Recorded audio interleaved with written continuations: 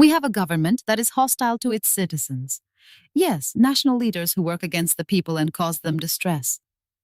Those in power have, for quite some time now, been imposing on the people things they do not want, things that cause them anxiety, and things they fear will harm them. They do not listen to objections or take concerns into account. They have a despotic attitude, acting with a "I'll do it my way" mindset. They have no concern for ethics or morality, nor do they care about the Constitution or the laws, even though their decisions, actions, and decrees with the force of law have been overturned by the courts time and again. They persist in their wrongdoing. The lies, contradictory statements, empty rhetoric, and policies designed to create tension never cease.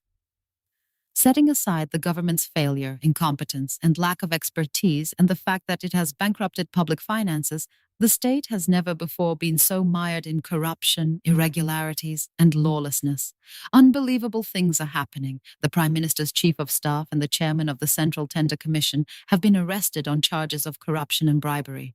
The names of many other high-ranking officials are being linked to corruption, bribery, and human trafficking. They even dragged Cyprovex into human trafficking issues, putting it in a difficult position. There is also a diploma fraud scandal centered on the UBP, the government's major coalition partner, which has spread like a virus infecting the public sector, a prime example of corruption. With the indulgence of those in power, non-governmental groups and overly privileged individuals have begun meddling in state affairs. These people are involved in every matter, engaging in unimaginable deeds. These are also a problem. The government, unable to find solutions to vital issues, is not able to give its people any peace.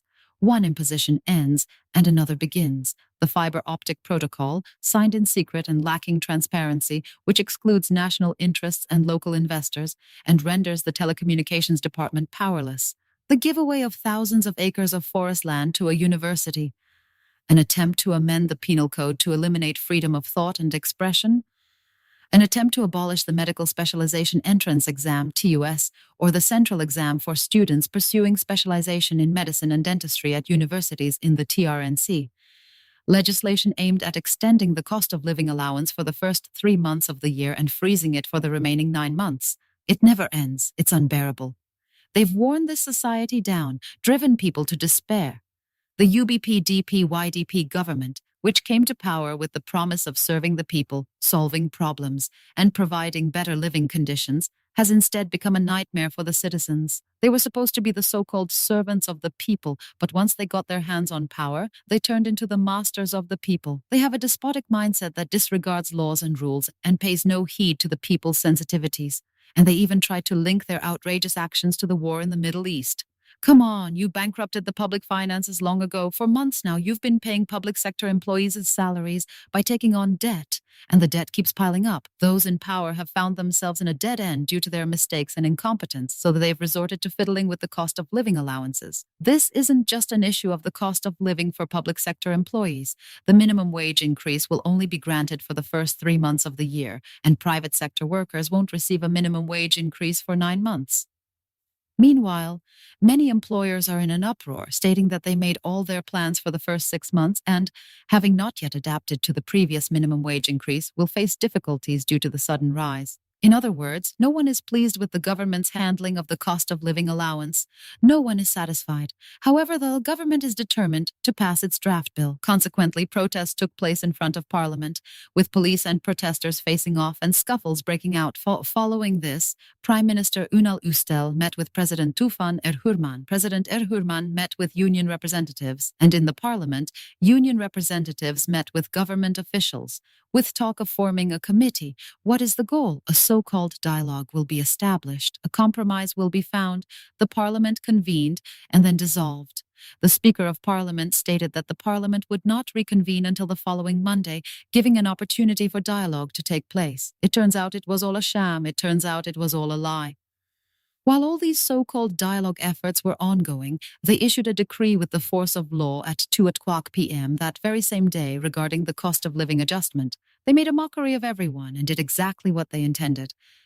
In the midst of such a sea of lies, they issued a decree with the force of law and then brazenly defended it. What was the excuse? Nkis.